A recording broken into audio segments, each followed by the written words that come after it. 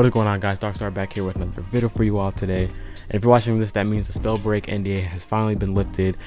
You can start streaming the game, you start making videos about the game, whatever you want to do. It is now done and over with, where we can come out of hiding finally. So I thought I would make a quick little settings guide video for you all if you are like new to the game and you haven't gotten a chance to play it before in the pre-alpha. So we're just gonna go ahead and get into this now. Alright, so right now I have everything maxed out on Ultra. If we go to my settings real quick, everything is maxed out on Ultra. We got VSync on, everything. As you can see, we're getting a pretty much we're getting a locked 30 frames per second whenever there's actually things going on. Keep in mind, this is the training area, the practice mode. This isn't an actual game. So these frames that you're getting in practice mode, you want to take these with a huge grain of salt. Whatever you get for your settings in the practice mode, you want to probably shave off a clean like 30 or 40 frames, because there's no other players here. There's no other this is a very small map compared to the actual size of the game's the 3x3 map. So I would shave off a clean 30-40 frames of whatever you can get max on here. Shave off like 30-40 frames, and that should probably be about where you're gonna land in terms of like an actual fight.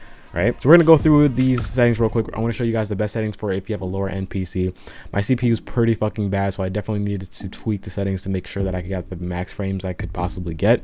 So on my PC, I have 16 gigabytes of RAM. I have a GTX 1070 with 8 gigabytes of RAM, and then we also have the FX 8350. So my processor is pretty old, which kind of hurts this game a little bit. If your processor is super old, that's probably where the bulk of the resources are going to come from the game. This game is pretty CPU intensive, but there are tricks you can do to maximize your frame rate. I usually play this game and I have above 60 frames, probably around 70-80 frames with this method. So right now I have everything maxed out. I have around 30 frames per second, as you guys can see, whenever things are actually going on.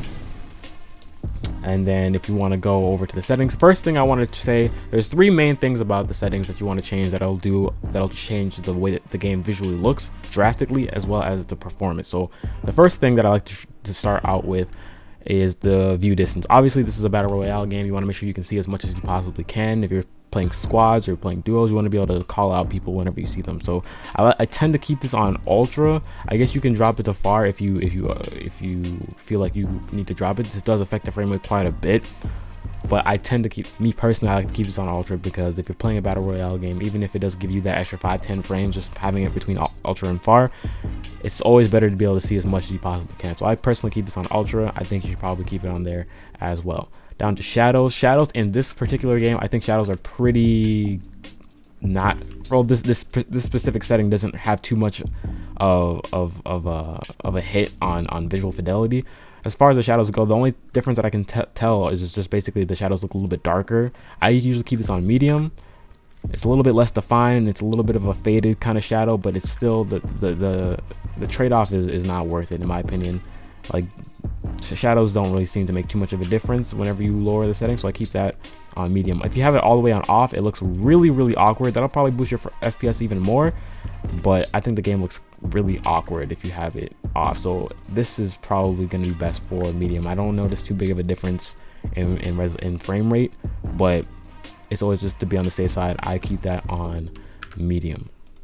So anti-aliasing, I usually turn this completely off. I honestly don't notice much of a difference in terms of the way the game looks. This is a cell shaded Unreal Engine 4 title.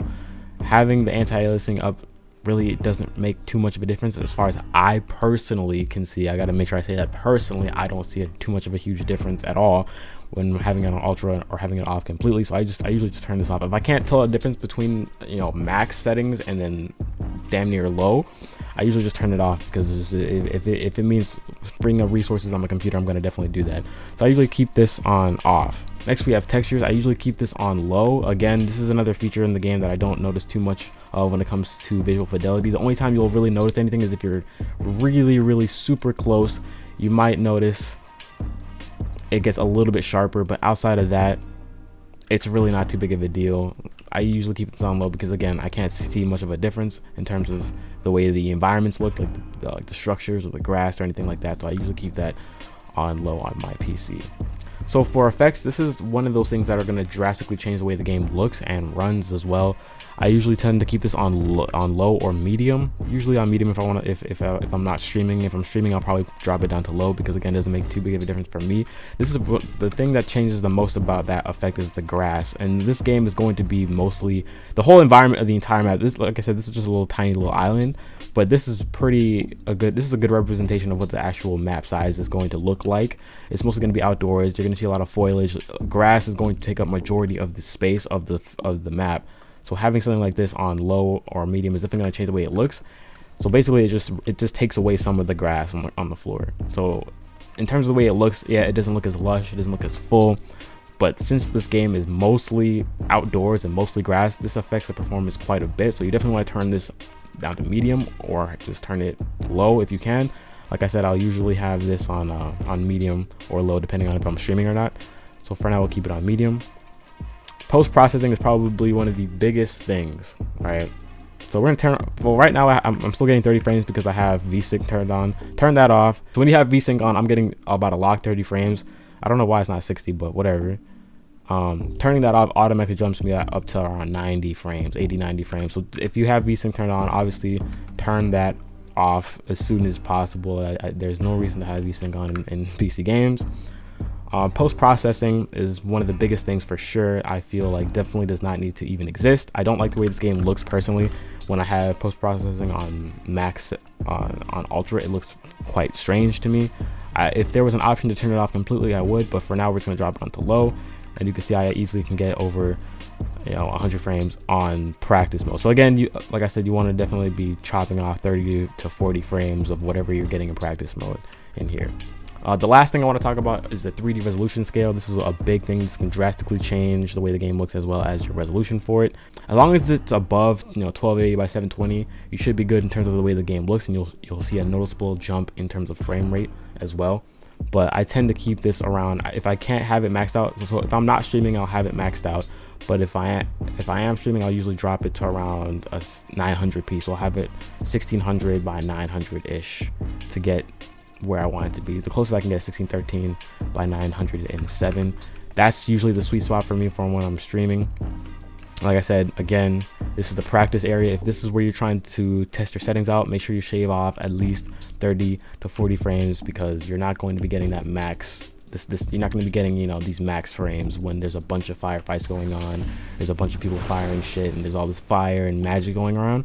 So this practice range is good to test out your settings and getting a good feel of the movement of the game, but it's not accurate. So you definitely want to shave off 30 or so frames just so you know exactly what you're going to be getting from the settings that you set it at. After that, that's pretty much it. I would always keep your display for performance stats on. You always want to be seeing what your ping is at. You always want to be seeing what your frames are at. Controls, that's all to your preference. I don't think they have control support for this thing just yet. I think they're still working on that. I think there's a couple mods right now that you could probably add to get that, but as far as direct official support for controllers, I don't think there is any. Audio, you got to change that to however you're using it, depending on what kind of headphones you have, and yada yada yada. So that's pretty much it for the graphics setting. This is usually what I'll use when I'm like streaming.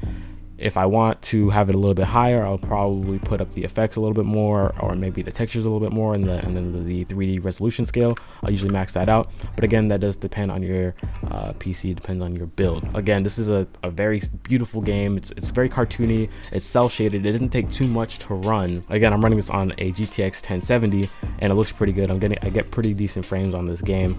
But definitely the anti-aliasing, again, you definitely don't need that at all. In this title, you really don't need that because of it's very, cell shaded, it's cartoony. You don't need something like anti-aliasing taking up those resources unnecessarily. So that's pretty much it for this video. Let me know what you guys think. If you have any more questions down below, ask me in the comment section, and I will catch you guys in the next video.